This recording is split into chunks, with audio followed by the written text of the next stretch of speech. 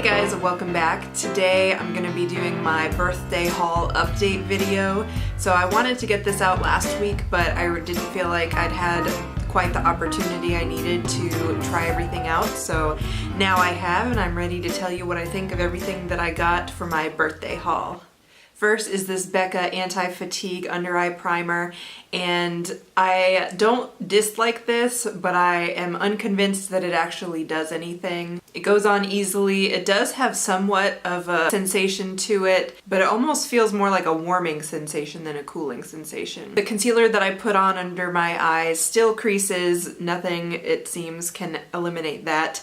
But it does look a little bit better than it has previously. And I'm not sure if that's due to this or to the next product that we're going to talk about, which is the Smashbox Halo Hydrating Powder in the shade Fair. I really have been enjoying this. I suspect that this has been doing more to help my under eyes than the Becca Under Eye Primer. But the compact is pretty cool because you twist this right here and that shaves off some of the product underneath, and so that way you're not getting a lot of powder everywhere. And so I really enjoy the packaging. The color is perfect, and I do feel like this has been helping my under eyes, or maybe it's a combination of this and the under eye primer from Becca. I'm not sure. I'll have to try them out more on an individual basis without the other one to really tell which one is doing it. Next, let's talk about the Smashbox Always On Liquid Lipstick, and this is in the shade Spoiler Alert.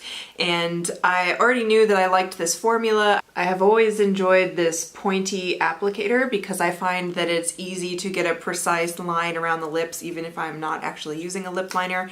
And I really have been enjoying this nice mauve-y color, so this was definitely a win for me. Now let's talk about the Boscia set. So this is the black cleanser, and this is just a mini one that was in my empties pile. So the set actually came with a full size of this cleanser. This is one of my favorite cleansers. It's currently in my shower, which is why it's not in here.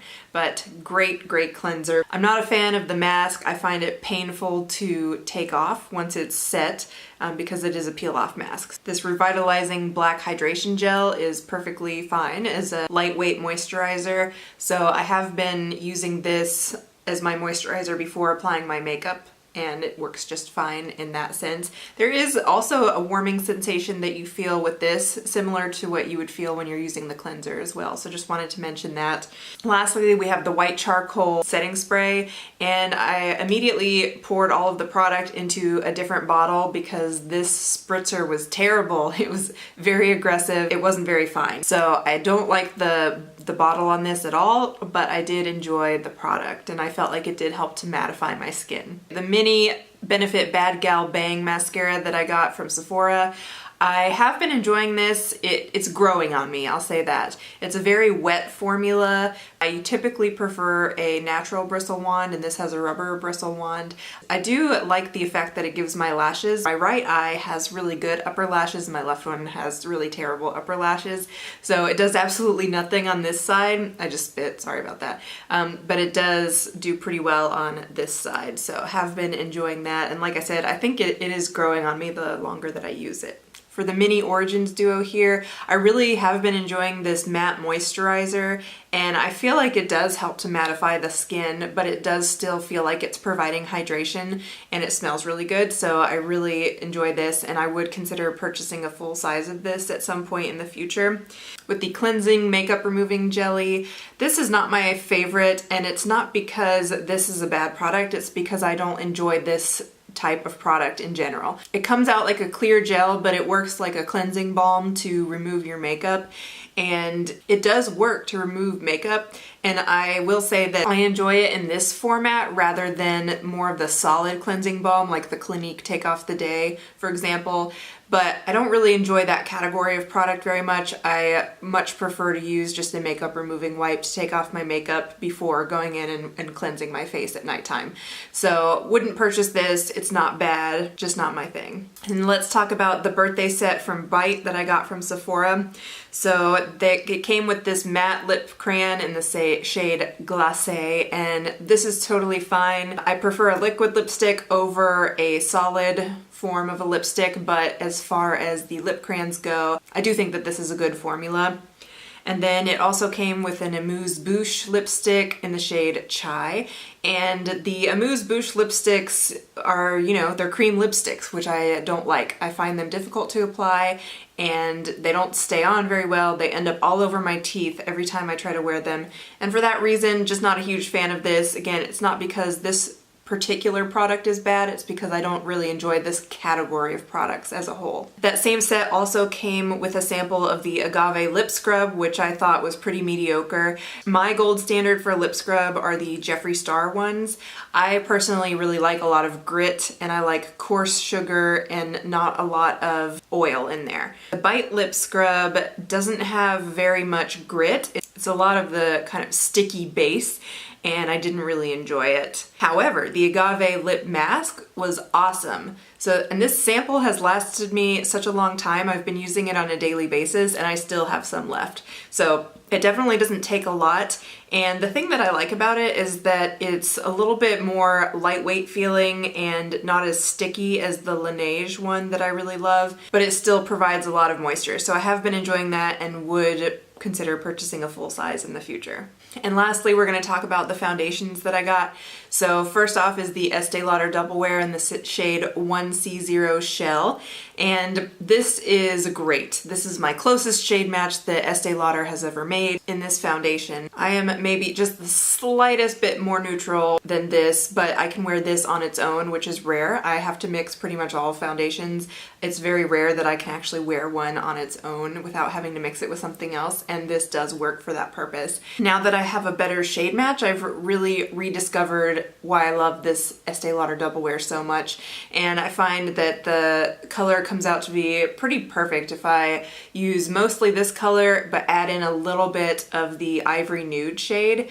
Since that one is a neutral undertone and this one is a pink undertone, then that suits me pretty perfectly. So I have been very pleased with this one. And then lastly, I wanted to talk about the Tarte Shape Tape foundation, and I got mine in the shade Fair Neutral, and I have to say I really like this foundation. This is a near perfect shade match to me. This one is maybe ever so slightly too yellow. Both of these are very close shade matches. I have neutral pink undertones, so this one is just a hair on the pink side. This one's a little bit on the neutral side for me. But regardless, I can also wear this one on its own without having to mix anything else in, so I do enjoy that.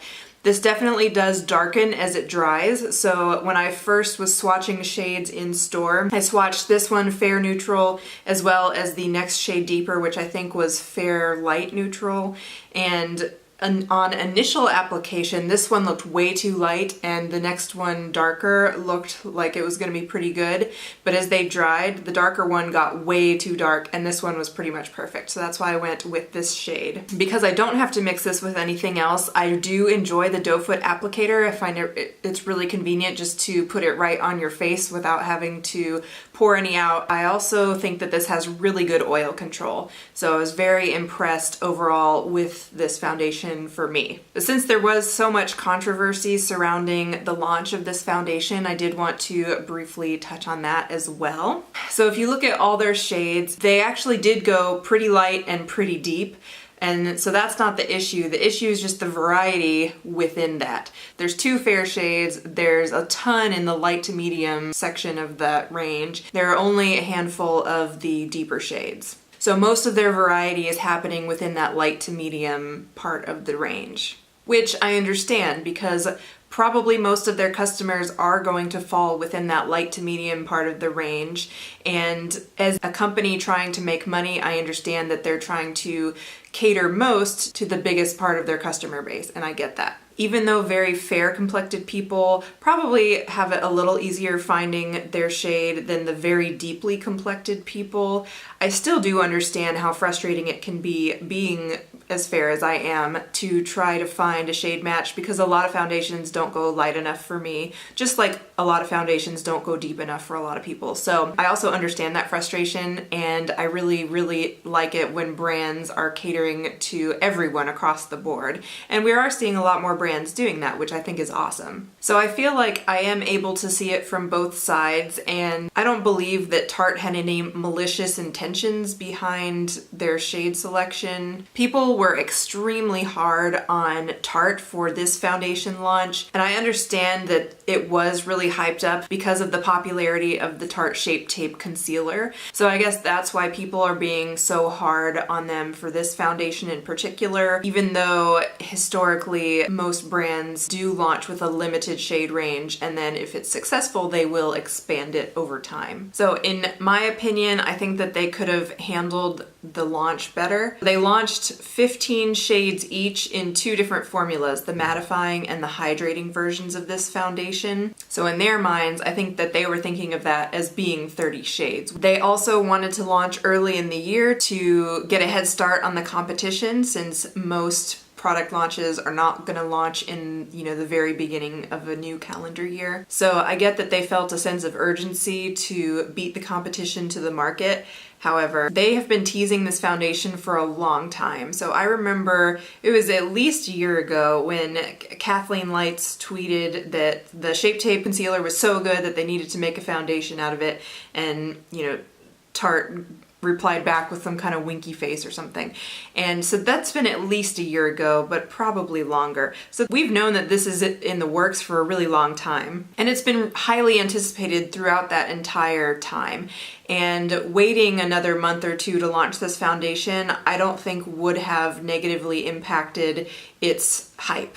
I think people would have been just as excited no matter when they launched it, so I don't think they really needed to rush to get it out in January. I think that they should have focused on just one formula at the initial launch, but with more shades. In the Northern Hemisphere, which again is probably where most of their customers live, it's winter time right now, and people's skin on average is a little bit drier in the winter. So I think that they should have launched the hydrating version initially with, 30 shades, let's say, and then a couple months later released the mattifying version with the same 30 shades. I just think maybe they were trying to do too much at once and didn't really think through the ramifications of the shade range. I just try to assume the good in people. Without any evidence to the contrary, then I will just assume that there was no malicious intention. So there's my 2 cents worth. Do I think Tarte was completely blameless? No. But do I think that it's worth boycotting them? No. But I am in no way trying to tell you how to live your life. So if you feel like you want to boycott Tarte, that's totally fine. I support your right to purchase and not purchase from whomever you'd like to. And if you want to continue to purchase from Tarte, that's cool too. So those are all the updates I had for the products that I got during my birthday haul from Sephora and Ulta. If you liked this video, give it a thumbs up, and I will see you guys next time. Hope you're having a great day. Bye! Meow, meow, meow, meow, meow, meow, meow, meow, meow, meow. Good kitty.